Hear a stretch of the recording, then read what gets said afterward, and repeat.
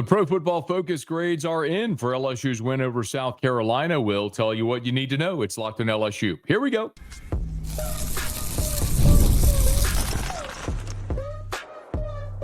You are Locked on LSU, your daily podcast on the LSU Tigers. Part of the Locked On Podcast Network, your team every day.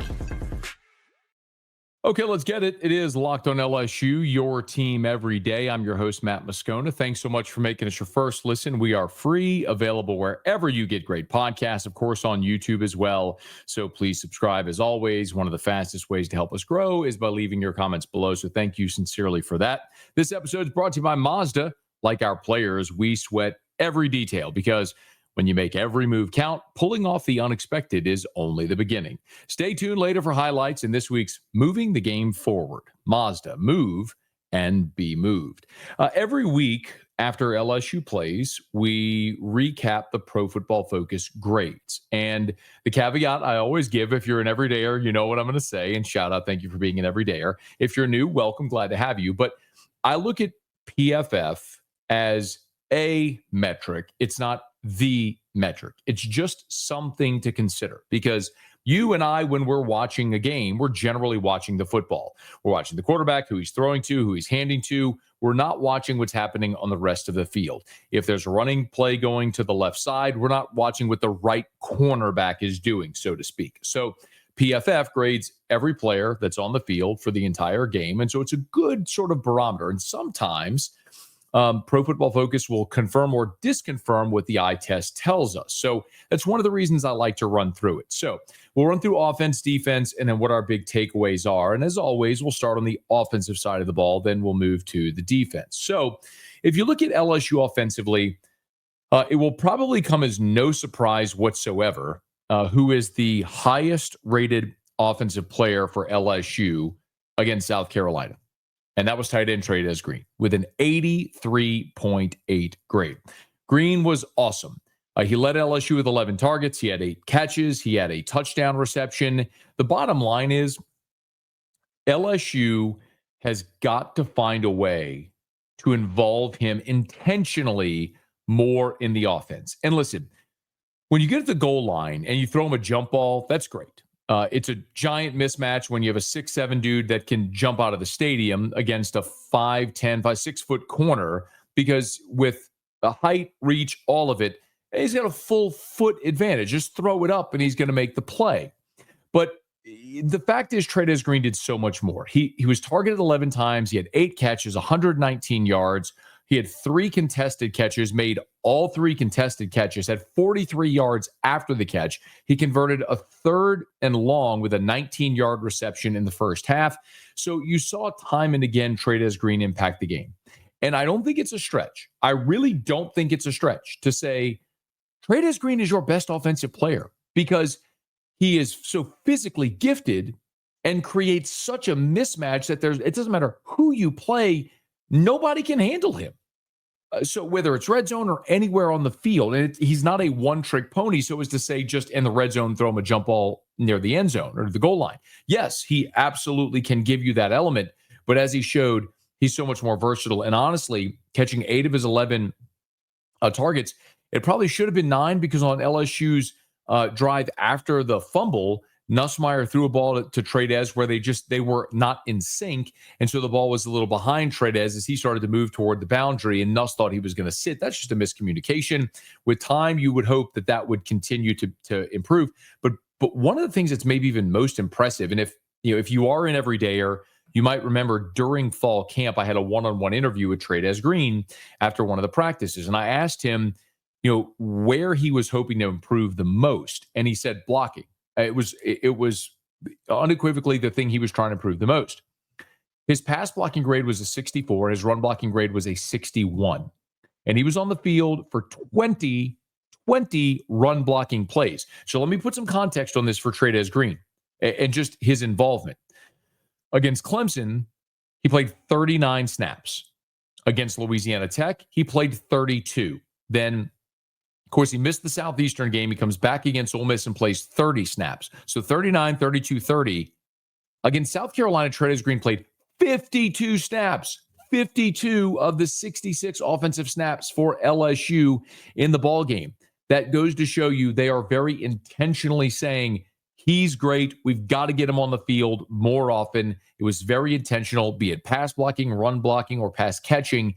We need Trey'Dez Green on the field so you're not predictable by personnel, so you can take advantage of him. And they did that, and that was awesome to see. It might surprise you, but shouldn't surprise you. The next highest graded player was Kyle Parker, a 76.8 grade. Kyle Parker was fantastic in this game, and continues to show, especially in the absence of Aaron Anderson, why he has continued to excel. He was targeted 6 times, 5 catches, 75 yards, and arguably the biggest play of the game. The 43-yard catch and run in the second half came after South Carolina tied the game 10-10 on the first possession of the second half. Tigers get the ball. They score on the 4th play, which was the slant to Kyle Parker that he housed from 43 yards. And remember, that was after Weston Davis's holding. So it was a 1st and 20 on the play where they scored on the catch and run by Kyle Parker. So that's a guy you might remember a year ago when Chris Hilton was injured at the beginning of the season in fall camp. It was Kyle Parker who, as a freshman, who replaced Chris Hilton that game against SC. And then he suffered the hand injury, and it cost him a chunk of the season. But you're seeing why they like Kyle Parker so much. And listen, it doesn't matter what the hype is. It doesn't matter what your star rating was, with what we, the media, talk about in fall camp, what people think they might be interested in. Production is what matters. And every time Kyle Parker's on the field, he continues to produce, which is awesome to see. Trey'Dez Green, Kyle Parker, Caden Durham was your 3rd highest graded offensive player. Actually, his pass blocking grade was an 80, which was awesome to see, because that's one of the things where you've got to keep Nussmeier upright. If your offensive line is leaky, you've got to have your running backs be trusted that they can be an asset in pass blocking.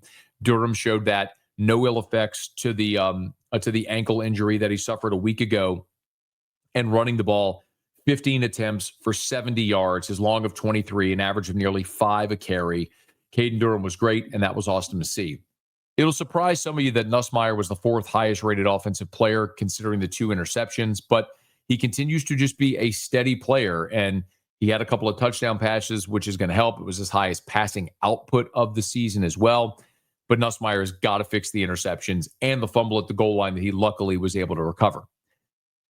And the 5th and 6th highest graded players offensively were Josh Thompson and Braylon Moore, your right guard and center respectively. And I want to get into that a little bit more, which we will. But the bottom of the barrel from the offensive side, if I go to the very bottom, Bauer Sharp was your lowest graded player. So contrast. Your tight ends. Trey'Dez Green was your highest graded player offensively. Bauer Sharp, who started also, was your lowest graded player offensively at a 41 overall grade. And his pass blocking grade was a 52. His run blocking grade was a 46. Contrast that with Trey'Dez. Remember, Sharp's supposed to be the physical guy, the more prototypical tight end. Trey'Dez's pass blocking grade was a 64. Bauer Sharp a 52. Trey'Dez's run blocking grade is 61. Bauer Sharp a 46. Trey'Dez is better in every phase of the game. He deserves more reps. Bauer Sharp, your lowest graded. Then Chris Hilton, who dropped the deep ball and continues to really just struggle. Weston Davis, who every week when we do this is in the bottom 5. He just has not been very good this year. Nick Anderson and Harlem Berry. Berry is dinged by the fact that his pass blocking grade was an 11. So Harlem Berry in his life was never asked to pass block. He was on the field. Harlem Berry was for 11 snaps. Only one of those was a pass blocking snap. But in any event, I can scrap that. Weston Davis's pass blocking grade of a 30 is a big problem, and it's exacerbated by the guy next to him on his left, or on the left guard spot, Cohen Eccles, who also did not have a great day, which we're going to talk about here in just a smidge. So one of the other things that I love to see from LSU as you look at it. We talked so much about needing to be more effective in the running game. Well, we saw in this game, Destin Hill made his return, played 2 snaps, both of them running plays. We saw Malachi Lane get in at fullback for 1 snap, a running play. We saw Jack Pyburn play 2 snaps on running plays, short yardage plays. Donovan Green was in for 3 snaps, 2 of them run blocking plays. We can even look at Bo Bordelon, who got in for 2 snaps, both of them on running plays. LSU went with heavy power packages at times in short yardage situations, And I think that's a really great illustration of their willingness to do something different to fix what is going wrong and to use the personnel they have available to them. So I thought all of that was a very good sign. And part and parcel why you had your most effective running day of the entire season, in spite of the fact that your offensive line really struggled. And that's what we have to talk about next. So before we get to the defense, I want to hone in on the offensive line, which did not have a great day yet again. And we'll get to that as we continue here, Locked on LSU, your team every day.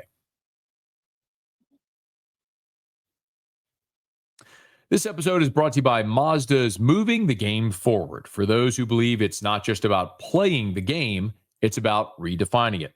There are moments that do more than put points on the board. They move crowds, move culture, and keep moving the game forward. This week's moment that moved the game forward, how could it be anything other than Kyle Parker? I certainly could pick Trey'Dez Green's first touchdown, but what about Kyle Parker? After South Carolina had tied the game early in the third quarter, Kyle Parker, the 43-yard catch and run to give LSU the lead for good, that was moving the game forward. So when you follow what moves you, the unexpected is only the beginning. And just like there's more to every highlight, there's more to a Mazda vehicle. Mazda, move and be moved. So the biggest problem that LSU has had on this team so far at the halfway point is the offensive line. That is objectively true. Your eyes tell you that. The PFF grades tell you that. We told you that all throughout spring and fall camp with the revolving door, the rotation on the offensive line, replacing 5 starters. On Sunday, the New Orleans Saints played the New England Patriots, and Will Campbell was starting there at left guard. Emory Jones is playing for the Baltimore Ravens. You have 5 new starters on the offensive line. So we knew coming into the season that was going to be a major point of emphasis for the LSU Tigers, was how does that unit perform considering the turnover? Well, when you look at the lowest graded players on the team, you don't have to look far before you get, as we mentioned, to Weston Davis, who offensively was your 3rd lowest graded player. It was Bauer Sharp, Chris Hilton, Weston Davis. And I know I explained this before, but I'll mention it again. So when you look at the PFF chart, right? So like say you click offense, it lists every player. So 1 to 20, there were 23 players that played an offensive snap for LSU against South Carolina. And it tells you their snap count and the positions they played and how many snaps of pass plays, run blocking grades, run plays, run blocking, or so on. And then it gives you their grade for each of those. And the grade system is sort of color coordinated, right? So like a dark blue is awesome. Like 90s, 100s, like a dark, dark blue. And then it gets like lighter blue and then to dark green. Dark green is like upper 80s. And then it gets to lighter green and then like yellow. And then the darker it starts to get from there to like lighter yellow and then to orange, then lighter orange, then like red. That's where you start to get really bad. Red is bad.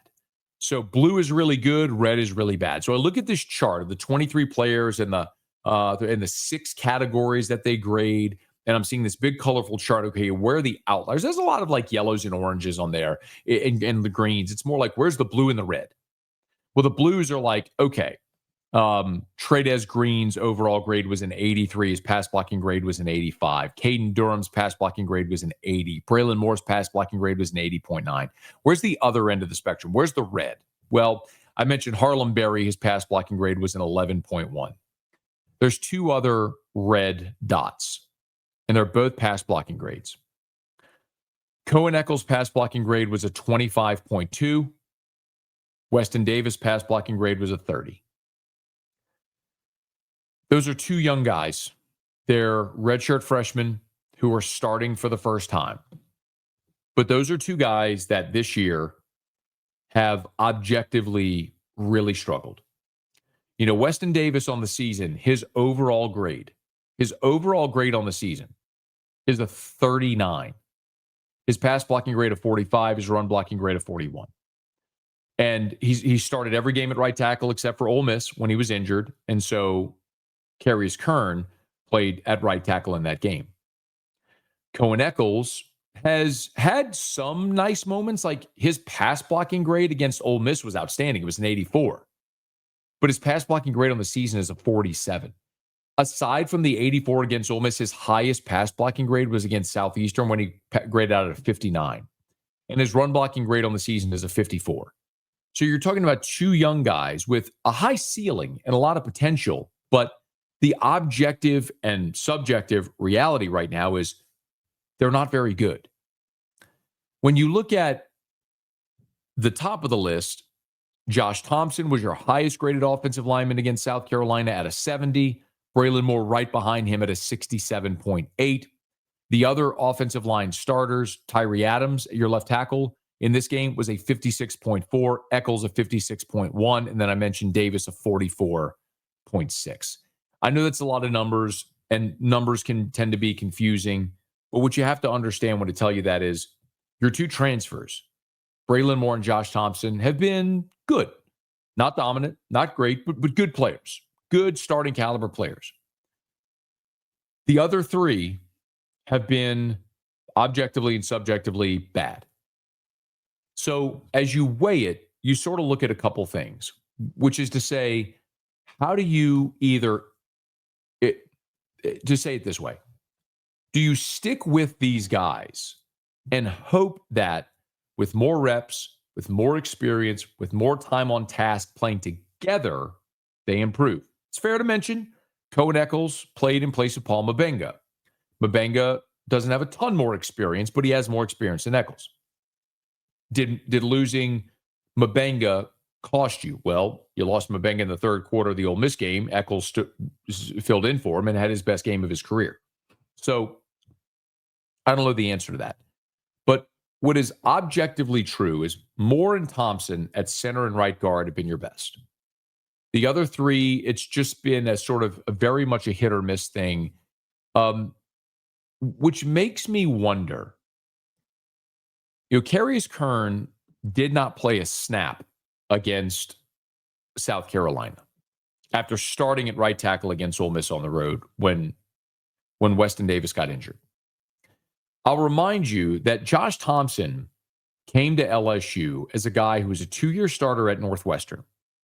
And a year ago at Northwestern, he played 646 snaps, with the bulk of them coming at right guard.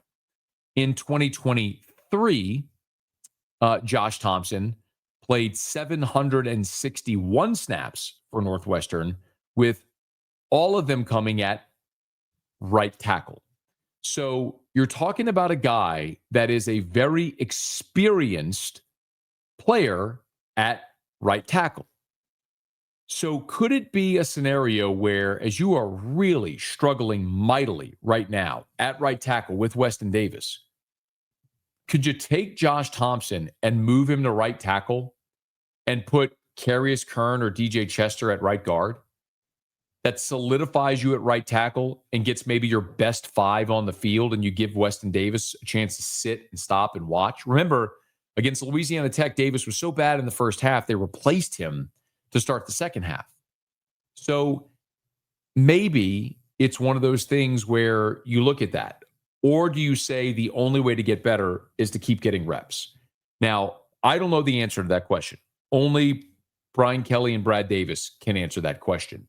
But I do think it's a valid one to ask, to say if that really is your weakest spot on the offensive line and you have a very experienced right tackle who's one of your 2 best offensive linemen right now, is it worth saying, let's put him at our weakest spot, make us better there, and see if we can be better at right guard by putting Kern or someone at that spot? I don't know what they're going to do, but that is an option at least that they have if this persists. Because the objective truth is your defense is great, your special teams are great. You have a veteran quarterback who appears to be getting healthy. You have tons of weapons on the outside and an experienced running back. What you don't have is a good offensive line. Could moving Josh Thompson allow you to get your 5 best on the field in their right spots to make your offensive line better? That's something this team is going to have to, and this coaching staff is going to have to decide as they move through these coming weeks. Tigers go to Vanderbilt this weekend. I don't know if on the road in the SEC is exactly what you want to do, or where you want to try that, but it's something they could certainly consider. When we come back, let's talk about the defensive side and what were the standouts there. There were a lot of them. It's Locked On LSU, your team every day. The NFL season is here, and FanDuel has an offer you don't want to miss. Right now, new customers can bet just $5 and get $300 in bonus bets if you win. That's right. Pick a bet, put down $5, and if it hits, you'll unlock $300 in bonus bets to use across the app. I love how FanDuel gives me so many ways to play. I've built parlays, tried player props, even followed the live lines during games. It makes watching football even more exciting when you've got a little something riding on the action. Whether you're a casual fan or you love diving into the stats, FanDuel makes the game day experience so much better. So, what are you waiting for? Visit FanDuel.com to download the FanDuel app today to get started. That's FanDuel.com. And we're brought to you by Monarch Money. You know, most people can't name all their financial accounts or even what they're worth, whether it's 401ks, properties, or investments. And when you don't have the full picture, you can end up leaving money on the table. That's why there's Monarch Money. It's an all-in-one personal finance tool that brings your entire financial life together in one clean, easy-to-use interface on your laptop or your phone. Monarch is built for people with busy lives. If you've put off organizing your finances, Monarch is for you. Monarch does the heavy lifting for you. You can link your accounts in minutes. You can see clear data visuals. You can get smarter categorization of your spending and finally feel in control of your money without ever touching a spreadsheet. Don't let financial opportunities split through the cracks. Use code LOCKEDONCollege at monarchmoney.com in your browser for half off your first year. That's 50% off your first year at monarchmoney.com with code LOCKEDONCollege. Let's look at the LSU defense from PFF and how they graded out in Saturday's win over the South Carolina Gamecocks. And the thing that should jump out immediately, highest graded player, Tamarcus Cooley, second highest, Mansour Delane, then Ahmad Bro, DJ Pickett, Patrick Payton, then AJ Halsey. Of your top 6, 4 were defensive backs. And I think that should come as no surprise. Now, look, Tamarcus Cooley did have a holding penalty. He also had a defensive pass interference penalty, and that's disappointing. But his 86.2 coverage grade is great. You're talking about a guy that came over the top to intercept Lenora Sellers. He broke up another pass. Your safety play has been awesome, especially considering how bad it was a year ago. And then you could look at someone like Mansour Delane. He made the play on the 4th down that sealed the game for LSU with 6 minutes to play. And the bottom line is teams have just stopped targeting Mansour Delane at all. He was only targeted twice in the entire game. Neither was completed. He had 3 tackles. He had a pressure. Mansour Delane is starting to get first-round buzz for the NFL, and you can see why. Teams have just said objectively, he's great. Don't throw at him. Throw to the other side of the field. So his statistics, interceptions, PBUs, all that stuff may be down, but that's because nobody throws at him because he's awesome and continues to be. And then how about DJ Pickett? DJ Pickett, the 4th highest graded player defensively with a 74.1 overall. He had 4 tackles in the game. He did have a hurry. He had a sack. He was targeted 3 times and gave up just 1 catch, had 5 stops as well. So you're talking, forgive me, that was, 5 stops as well. So another really good day for DJ Pickett. And the same can be said for AJ Halsey. 6 tackles. He was targeted twice. They did catch both of the targets against him, but he continues to be such a physical tackler and an ability to get guys on the ground immediately and not give up big plays. You know, one of the knocks against Cooley, aside from the 2 penalties, are on the 72-yard run, Cooley's the guy that had the shot at getting the running back on.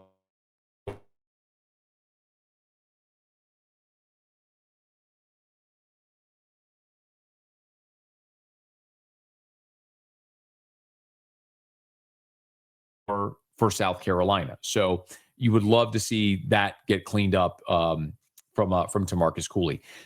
As you go to the bottom, Devon Keys was your lowest graded player. Jamari Butler, Jack Pyburn, West Weeks, and then Whit Weeks. That was your bottom 5. And a lot of that just had to do with the fact that LSU missed so many tackles. And that's just a hat tip to Lenora Sellers. In this ball game, LSU missed 24 tackles. 4 by Jack Pyburn, 2 by West Weeks, 2 by Whit Weeks, 3 by Harold Perkins, 3 by AJ Halsey, 3 by Patrick Payton. And the bottom line is when you have a quarterback like Lenore Sellers, who's 6'3", 240, is that strong, physical, fast, and athletic, for a guy like Pyburn, that's like trying to tackle yourself. And so where you're trained to tackle at a certain spot, whether the chest or the hips, the waist, you look at a guy like Lenore Sellers, and that's not going to get him on the ground. You got to go lower. So this was a bit of an anomaly to see some of the grades play out the way they did defensively. And in large part, that was specifically because of the quarterback you were facing. Like I looked at the red dots on offense. Look at the red dots defensively. Patrick Payton's tackling grade of 29. Bernard Gooden's tackling grade of 30.4. Jacobian Guillory's tackling grade of 34.9. Jack Pyburn's tackling grade of 33.9. Jamari Butler's tackling grade of 23.8. You get the point. Devon Key's overall grade was a 29.9. He played 23 snaps in the ballgame. But it just goes to illustrate the reason those grades plummeted for a lot of these guys is because they had trouble getting Lenore Sellers on the ground. And that's more of a hat tip to Lenore Sellers than it is a criticism of the LSU guys. Because you're going to go play in Vanderbilt this weekend against Diego Pavia, who is a really athletic guy and can create problems.